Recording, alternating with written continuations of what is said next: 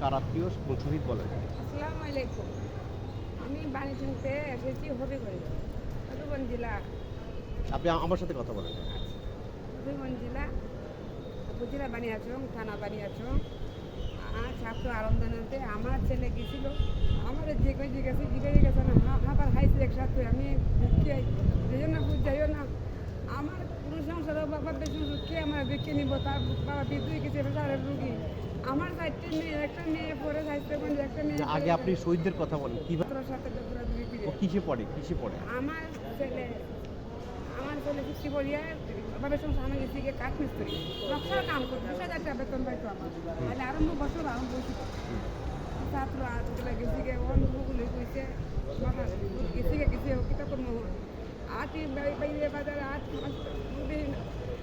অবর আইছে। কোন দিন মারা গেছে, কোন দিন শহীদ হয়েছে? আগস্ট আবু চরিতে শুরু করছে আসে পরে ইতি দিচ্ছে আবার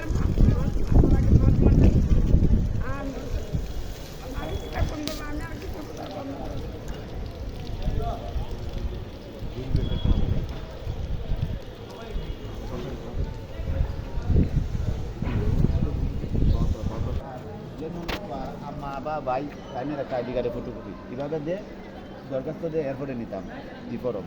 আচ্ছা, এখন সরকারি ওই যে সিস্টেমটা তো ওরা তো ফলো করবে, এখন আজকে আর দিবে না তাই? জি না, আজকে আর উঠতো না তো, আমরা তো ওই অনেকে আনছে না কাগজ, আর লিখিত তুলে লাগবে, লিখিত ইউনিয়ন অফিস থেকে বা কি লিখিত? সিভিল সার্জনের বরাবর একটা লিখিত দিতাম আমরা, দরখাস্ত আর কি হয়েছে তারা। আমি যদি আইডি কার্ড দিলে ওইব নি না, দরখাস্ত দিচ্ছি। এবার আসবো না কোনটা কয়টা না